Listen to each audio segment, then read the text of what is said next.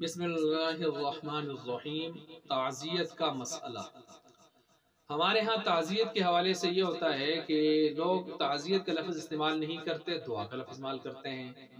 کوئی آدمی جا رہا ہو، کدھر جا رہا ہو؟ جی میں فلاں کی دعا کرنے جا رہا ہوں، تو یہ دعا نہیں، تعزیت ہے اصل میں۔ تعزیت کے اندر دعا بھی آ جاتی ہے۔ تعزیت کا مطلب تسلی۔ تعزیت کا مفہوم کیا ہے؟ تعزیت کا مفہوم یہ ہے کہ میت کے اقرباء کے ساتھ غمخواری، ہمدردی، ان کا غم بانٹنا، یہ سلسلے، اور تسلی دینا اور صبر کی تلقین کرنا ان کو، اور کچھ واقعات اگر آتے ہیں تو وہ سنانا۔ آپ علیہ السلام، صحابہ اکرام کے، آپ علیہ السلام کے، انبیاء علیہ السلام کے واقعات سنا کر، جو ان پر مصیبتیں، پریشانی، آزمائشیں آئیں، اس حوالے سے جو انہوں نے صبر کیا، اس طرح کے واقعات سنا کر، اور میت کے لیے دعائے مغفرت کر لینا، دعائے مغفرت اور رحمت کر لینا، یہ ہے تعزیت۔ یہ ضروری کہ ہر شخص یہ کرے گا، کوئی ایک آدمی کر لے تو پھر بھی ٹھیک ہے، نہیں بھی ضروری کہ ہر ایک کرے ہی کرے۔ اگر وہاں جا کے بیٹھ گیا ہے اور اس کے غم میں یوں شریک ہو گیا ہے تو یہ بھی تعزیت ہے۔ حالت بھی تعزیت ہو سکتی ہے، قالن زبان سے بھی ہو سکتی ہے۔ اس کا جو حکم ہے تعزیت کا، وہ مسنون ہے، یعنی آدمی حق ہے کہ دوسرے کے غم کو بانٹے اور جا کر ایسے موقع پر اس کو تسلی دے۔ اور یہ کب تک تعزیت ہو سکتی ہے؟ تو بعض علماء تو یہ کہتے ہیں کہ جب تک غم کے آثار تازہ رہیں، اس وقت تک، مدت کوئی مختص نہیں ہے، جب تک غم کے آثار تازہ رہیں۔ کیونکہ بعض لوگوں کے بہت پیارا آدمی، ان کا بہت محبوب آدمی گیا ہوتا ہے تو ان کا غم دیر تک رہتا ہے نا، اور بعضوں کا جلدی بھی ختم ہو جاتا ہے، اور وہاں پر ایک آثار غم کے نظر آتے ہیں اور بس اوقات جلدی ختم ہو جاتے ہیں۔ لیکن یہ اہل علم کی یہ بات کچھ صحیح معلوم نہیں ہوتی۔ اصل یہ ہے کہ جب سوگ 3 دنوں تک جائز ہے تو تعزیت بھی 3 دنوں کے اندر ہی ہو جانی چاہیے، تو کیونکہ تعزیت کے اندر بھی ایک طرح کا ہلکا سا سوگ نظر آتا ہے نا، تو اس وجہ سے 3 دنوں میں ہو جانی چاہیے۔ ہاں اگر کوئی آدمی دور سے آیا اور دیر سے آیا، پہلے پہنچ ہی نہیں سکا، تو اس کا معاملہ اور ہے، لیکن قریب کے لوگوں کو چاہیے کہ 3 دنوں کے اندر اندر ہی تعزیت کے سلسلے کر لیں، تاکہ وہ اپنے دنیا کے معاملات، یہ دیگر سلسلے بھی چلا سکیں۔ یہ نہیں ہے کہ ان کے انتظار میں بیٹھے رہیں گے۔ تو یہ ہے 3 دنوں تک۔ اور باقی اس کی ترتیب کیا ہونی چاہیے؟ ہمارے ہاں تو یہ ہے کہ پھر لوگ اپنی بڑی کوٹھی ہو تو وہ جگہ خالی کروا دیتے ہیں، علیحدہ سے شامیانے لگا لیتے ہیں، کناتیں بنا لیتے ہیں، لگا لیتے ہیں، اور کرسیاں لگا لیتے ہیں، سٹیج بنا لیتے ہیں باقاعدہ۔ وہاں پر جو ہے کہ پنجاب والے مولوی صاحب کو پکڑ کے بٹھا لیتے ہیں، اور یہاں پر ایسے تک یہ کرسیاں لگا کے سلسلے شروع ہو جاتے ہیں۔ پھر بسا اوقات بعض لوگ جو ہیں وہاں پر، آج کل نئے فیشن بھی شروع ہو گیا کہ فروٹ درمیان میں رکھتے ہیں، چھری رکھ دیتے ہیں، مختلف فروٹ رکھ لیتے ہیں، حلال کے ہوں کہ حرام کے ہوں، کھجوریں رکھتے ہیں، کوئی شربتیں رکھتے ہیں، کوئی چائے رکھتے ہیں، اس قسم کے سلسلے گویا ایک دعوت کے اور خوشی کے اور میلے جمیلے سلسلے بنا لیتے ہیں۔ یہ ترتیبات اسلام میں قطعاً نہیں ہیں۔ یہ بھی نہیں ہے کہ آپ خود بیٹھ جائیں اور ان کے انتظار میں۔ اسلام کا مزاج تو یہ ہے کہ سادگی کے ساتھ چلیں، جب کوئی آئے تو چلیں جی، بیٹھنے کی جگہ وہ بٹھا دیا اور رخصت کر دیا۔ یہ بھی نہیں ہے کہ آپ بیٹھ کے انتظار کرتے رہیں، فلاں حضرت صاحب تشریف لائیں گے، فلاں حضرت صاحب تشریف لائیں گے۔ اس طرح کے سلسلے نہیں ہیں اسلام کے اندر۔ تو پہلے سے بیٹھ کے آپ جو ہے باقاعدہ انتظام کر کے بیٹھ جائیں۔ اب یہ تعزیت کا جو صحیح مفہوم ہے وہ بھی آپ کے سامنے میں نے رکھا، اور آج کی صورتحال بھی سامنے رکھی۔ اچھا، شریعت کے حوالے سے یہ ہے کہ آپ زبان سے تسلی دے دیں، آپ اپنی حاضری کے ساتھ، موجودگی کے ساتھ آپ اس کو تسلی دے دیں۔ زبان کے ساتھ تسلی ہے تو مثلا کلمات ہیں، اعظم اللہ اجرک واحسن عزاءک وغفر لمیتک، کہ اللہ تمہیں جو ہے تمہارے اس غم جو آیا ہے اس کے اوپر اللہ تعالیٰ تمہیں اجر عطا فرما دے جو تم صبر کر رہے ہو، اور یہ جو غم ہے اللہ اس کو ہلکا فرما دے اور اس کو بہتر طریقے سے گزارنے کی توفیق دے دے، اور تیرے میت کی، اللہ مردے کی اللہ مغفرت فرما دے۔ اور یہ بھی آیا ہے کہ آپ علیہ السلام نے اپنی بیٹی کے حوالے سے فرمایا تھا، مرہا فلتصبر ولتحتسب، کہ ان کو حکم کیجئے وہ صبر کریں اور وہ اللہ سے ثواب کی امید رکھیں صبر پر۔ کیوں؟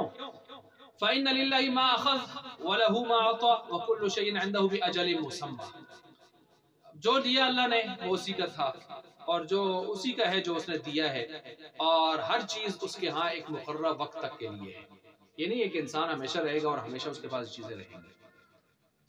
تو کل من علیہ فان ویبقى وجہ ربک ذو الجلال والاکرام، تو یہ جو دعائیں میں پہلے بتا چکا ہوں، وہ دعائیں اس ترتیب سے اگر آتی ہیں تو پڑھ لینا، نہیں تو اپنی زبان میں بھی اس کو کسی جو ہے اس کا غم بانٹ سکتا ہے اور اس کو تسلی دے سکتا ہے، جس طرح بھی کرے۔ تو یہ تو ہو گئے کلمات۔ اگر وہ کافر ہے، میت کافر جو ہے وہ اگر فوت ہوا ہے تو ظاہر بات ہے اس کے لیے تو ہم یہ نہیں کہہ سکتے غفر علی میت کہ تیرے میت کے اللہ مغفرت فرما دے۔ اس کے لیے پھر یہ ہوگا احسن اللہ عزاءکم وجبر مصابکم وہداکم وفتح علی قلوبکم، کہ اللہ غم ہلکا کر دے اور اس آنے والی مصیبت کا ازالہ فرما دے اور ہدایت بھی دے تمہیں اور تمہارے دلوں کو کھول دے، ہدایت کے لیے، نور کے لیے، اسلام کے لیے اللہ دلوں کو کھول دے۔ تو یہ دعا اس کے لیے کی جا سکتی ہے۔ تو یہ تو ہو گئے دعائیہ کلمات، اگر آتے ہیں تو اس ترتیب سے، نہیں تو اپنی زبان میں جیسے اس کو تسلی دے سکتے ہیں۔ یہ ہے اصل۔ اور پھر اس کے لیے یہ بھی ہے کہ عملی طور پر کیا کرنا چاہیے، اگر قریب کے لوگ ہیں یا پڑوسی ہیں، قریب کے رشتہ دار ہیں یا پڑوسی ہیں، تو ان کو چاہیے کہ ایک دن ایک رات کا کھانا بھی ان کے لیے انتظام کریں۔ جیسے کہ غزوہ موتا کے اندر، جنگ موتا میں حضرت جعفر رضی اللہ عنہ جب شہید ہوئے تھے تو ان کے گھر والوں کے حوالے سے آپ علیہ السلام نے فرمایا تھا اصنعوا لآل جعفر طعاما فقد اطاهم ما يشغلهم، کہ آل جعفر کے لیے یعنی جعفر کے گھر والوں کے لیے کھانا شانا تیار کریں، کیونکہ جو غم آیا ہے وہ ان کے لیے ان کو اس غم نے ان کو اس دنیا کے سلسلوں سے، کھانے وغیرہ کے سلسلوں سے مشغول رکھا ہے۔ تو اب قریبی رشتہ دار ہوں تو پڑوسی ہوں تو ان کو اس ترتیب سے کرنا چاہیے۔ والہانہ تعلق رکھنے والے جو لوگ ہیں ان کو چاہیے خاص طور پر عورتیں گھر میں جو ان کو تسلی دے دیں، قریب کے جو پڑوس والی ہیں، قریب کی رشتہ داری والی جو عورتیں ہیں وہ، اور گھریلو کام کاج میں ان کا جو ہاتھ بٹا لیں اس موقع پر، کیونکہ اس وقت وہ اس پوزیشن میں نہیں ہوتے گھر کے کام کاج وغیرہ کر سکے، اور بچوں کی کیئر ان کی ہونی چاہیے۔ اور آپ علیہ السلام اور انبیاء علیہ السلام اور صحابہ کرام کے واقعات ان کو سنا کر آزمائشوں کے صبر کی تلقین کرتے رہنا چاہیے، ان کا حوصلہ بڑھانا چاہیے۔ یہ ہے عملی ترتیب سے جو اصل سلسلے ہیں۔ اب یہ جو تعزیت ہے نا، اس کے فائدے بھی ہیں۔ مثلا ایک تو اسلام کی عظمت دلوں کے اندر اس موقع پر خوب بیٹھتی ہے، دل نرم ہوا ہوتے ہیں، آزردہ ہوتے ہیں، اور اسلام کی خوبیاں، اسلام کے نظام کی خوبیاں بھی سامنے آتی ہیں عملی طور پر، اور انسانی ہمدردی کا جذبہ بھی پیدا ہوتا ہے، اور مصیبت والے کی مصیبت بھی ہلکی ہوتی ہے، اور مسلمان میت کے لیے دعائے مغفرت کا موقع بھی ملتا ہے۔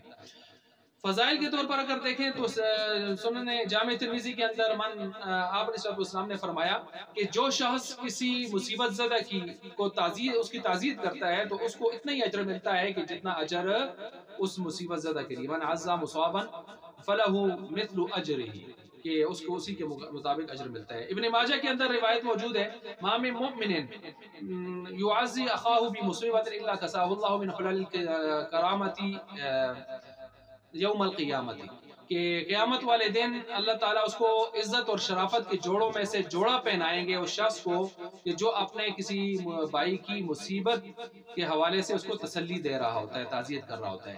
طبرانی کے اندر بھی روایت موجود ہے، اس میں بھی یہ ہے کہ کسی مصیبت کی تعزیت کی، مصیبت زدہ کی تعزیت کی تو اللہ تعالیٰ اسے جنت کے کپڑوں میں سے 2 جوڑے پہنائیں گے، اور جس کی مثال دنیا میں نہیں ملتی۔ تو بہرحال یہ ترتیب ہونی چاہیے جو میں نے آپ کے سامنے رکھی۔ یہ جو ہمارے ہاں مروج ہے، یہ ترتیبات اسلام کے مزاج سے میل نہیں کھاتی، اور یہ رونا دھونا، ماتم پپا کرنا، اور چیخو پکار کرنا، اور ارینجمنٹ کر کے باقاعدہ شامیانے کمکمے دعوتیں اڑانا، اور کچا راشن پکا جو ہے باقی دعوتیں سلسلہ وصول کرنا، اور نمبر لگ جاتے ہیں، آج فلاں کا نمبر، آج فلاں کا نمبر، اور 20 آدمی کھانے کے ہوتے ہیں، وہ بھی جمع ہوا ہوتے ہیں کہ ابھی کھانا آئے گا تو ہم کھائیں گے، وہاں مفت میں بیٹھے ہوئے ہیں اور اتنے دنوں تک، اور پھر ایک کا کھانا آ رہا ہے، دوسرے کا آ رہا ہے، 10 کھانے والے ہیں تو 50 کا 100 کا کھانا آ جاتا ہے، اور لوگ اپنے سروں سے ٹالتے ہیں ادلے بدلے کے جو سلسلے شروع ہیں، کوئی کچے راشن کے، کوئی پکے راشن کے سلسلے شروع ہے، یہ سب، اور پھر وہاں بیٹھتے ہیں تو آتا ہے تو 10 آدمی بیٹھے ہیں تو ایک آدمی نے اگر اتفاقی طور پر کہہ دیا یا اتفاقی طور پر دعا ہو گئی ہاتھ اٹھا کر، تو ہاتھ اٹھانے کا یہ تعزیت میں کوئی اس کا حصہ نہیں ہے، اس کے بغیر بھی تعزیت ہو سکتی ہے اسلام کی تعزیت۔ لیکن اگر اتفاق سے کسی نے اٹھا بھی لیا ایک آدھ مرتبہ تو کوئی حرج نہیں ہے، لیکن یہ جو ہمارے ہاں 10 بیٹھے ہیں تو 10 کے 10 ہاتھ اٹھواتے ہیں، ہاتھ نیچے ہوئے ہوتے ہیں، پھر دوسرا کہتا ہے ہاتھ اٹھائیں گے، پھر ہاتھ اٹھائیں گے۔ یہ ڈرامے ہیں سارے، یہ فنکاریاں ہیں، یہ فنکاری ہیں سارے، یہ حاضری لگوانے آئے ہیں، یہ کوئی اسلام کا طریقہ کار نہیں ہے۔ ان فنکاریوں سے اپنے آپ کو بچانا چاہیے۔ اصل جو اسلام کی سیدھی ساری ترتیب ہے اس کو لے لینا چاہیے اور اس کے مطابق چلنا چاہیے۔ اللہ تبارک و تعالی ہمیں سمجھنے کی عمل کرنے کی توفیق دے۔